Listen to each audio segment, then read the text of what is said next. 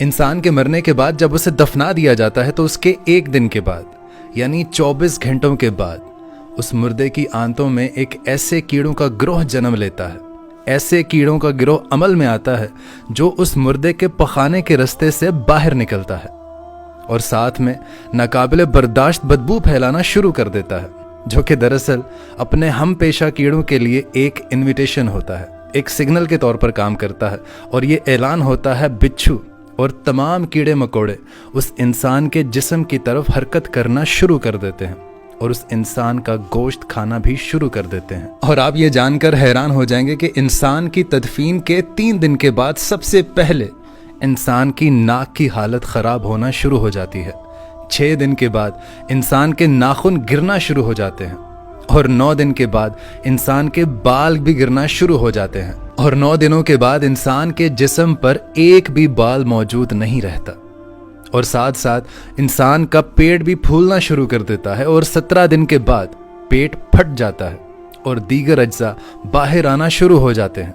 60 दिन के बाद मुर्दे के जिस्म से सारा गोश्त खत्म हो जाता है और इंसान के जिस्म पर एक भी बोटी, एक भी गोश्त का लोथड़ा मौजूद नहीं होता। और दोस्तों 90 दिन के बाद इंसान की हड्डियां भी एक दूसरे से जुदा होना शुरू हो जाती हैं और पूरा 1 साल लगता है। 1 साल के बाद वो तमाम की तमाम हड्डियां भी बोसीदा हो जाती हैं और बिलाखिर जिस इंसान को दफनाया गया था 1 साल के अंदर अंदर उस इंसान का वजूद खत्म हो जाता है। खत्म। अब मुझे ये बताएं कि अगर 1 साल में हमारा वजूद ही खत्म हो जाता है तो मेरे दोस्तों ये गरूर, ये तकब्बुर, ये हिर्स, ये लालच, ये घमंड, ये दुश्मनी, ये हसद, ये बुग़्ज़, ये जहां की इज्जत, वकार, नाम, पेशा किसके लिए? किसके लिए? जिसके लिए हम सारी जिंदगी भागते रहते हैं।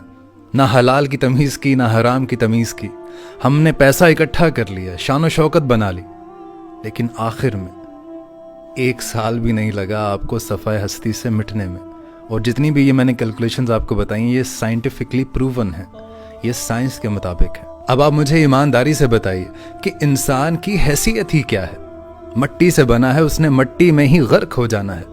और हमारे यहाँ 5-5, 6-6 फुट के जवान आदमी यूं जमीन पर अकड़ के चलते हैं, अपने आप को ताकतवर समझते हैं, दूसरों को हकीर समझते हैं। दुनिया पर हुकूमत करने वाले सब इस दुनिया से जा चुके हैं, सब इस दुनिया की मट्टी में मिल चुके हैं। इसलिए अल्लाह को आजिज़ी पसंद है, अल्लाह को इनकसारी पसंद है।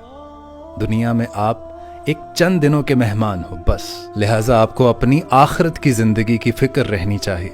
दुनिया में भी रहें, कमाएं, किसी ने मना नहीं किया, लेकिन गुरूर, तकब्बुर से ज़रा दूर रहें।